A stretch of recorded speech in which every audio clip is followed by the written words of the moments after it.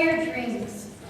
Do you dream of owning your own sports team, of traveling the world, of raising a family, or of making a difference?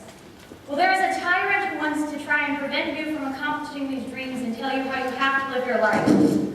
By being proactive, we can dethrone the tyrant, take control of our lives, and make the most of any circumstance. Proactivity is important because it affects your health, your happiness, your safety, and your success. It's the difference between wondering how your life slipped by and building a life of great meaning.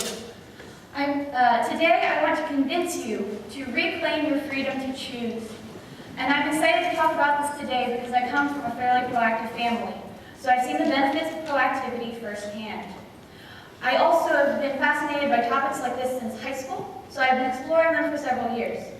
Today, I specifically want to explore with you how allowing your circumstances and others to decide your thoughts, feelings, and actions can hinder your ability to accomplish your dreams and your goals. How by being proactive, you can be happier and more successful, and how you can practice proactivity by changing your vocabulary and accomplishing your goals. So first, what does allowing your circumstances and others to decide your thoughts, feelings, and actions look like? In his book, The 7 Habits of Highly Effective People, leadership expert Stephen Covey says that humans are inherently proactive. This means that between a stimulus and our response to the stimulus, humans have the freedom to choose their response.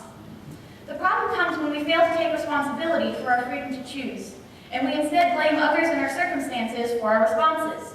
For example, if the stimulus is that someone criticizes me, and my response is to insult them, and someone calls me on my response, I might blame them for criticizing me. Genetics, there are a lot of hotheads in my family, it just runs in my blood. My parents for failing to provide a model of what receiving criticism well looks like. Or a bad day, I just kind of snapped.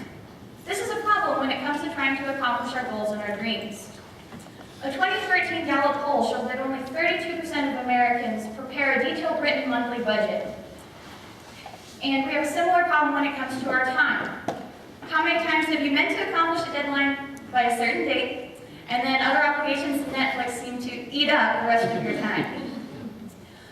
When we fail to make choices about how we're going to use our time and our money, we also allow others to make these choices for us.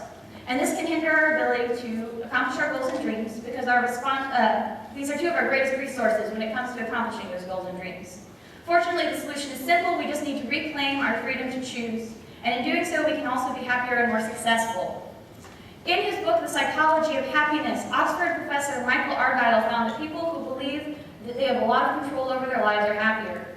Proactive people know that no matter what's going on outside of them, they control what's going on inside of them, which allows them to influence what goes on outside of them. Proactive people know they have a lot of control over their lives. Proactivity can also make you more successful. John Maxwell is the author of over 30 books on leadership, success, and communications, and in his book, Your Roadmap for Success, he talks about how your attitude affects your ability to succeed. He says, what I believe about life determines how I perceive life, which determines what I receive from life. Proactive people know that no matter their external circumstances, they determine what they believe about life and how they perceive life, which determines what they receive from life. When you were a kid, what was the thing you worked your tail off for? Was it a toy that you saved up your money to earn? Or a spot on the sports team? Or a concert that you waited in line hours to attend? When something got in your way, you went around it or climbed over it, you looked at what you could do to change your circumstance. This is proactive behavior, and this is the type of behavior that leads to success. So how can we practice this? Well, first we're going to stage a rebellion. I told you earlier that there was a tyrant who wanted to tell you how you had to live your life. And this tyrant is in fact the phrase have to and all other forms of reactive language. Reactive language makes you think that your choices are limited and that you must do things a certain way. So we're going to reclaim our choose to. We are going to substitute in proactive language for all the times that we would use reactive language in our day-to-day life. What does this look like? You're currently working in a job you hate. Have to says I have to keep working this job to feed my family.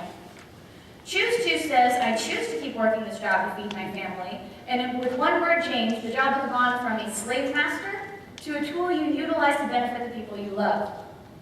Also, if you can choose to work a job you hate, you can choose to work two jobs for a period of time to save up for a career change, Or you can choose to spend an hour every day working towards a career you love.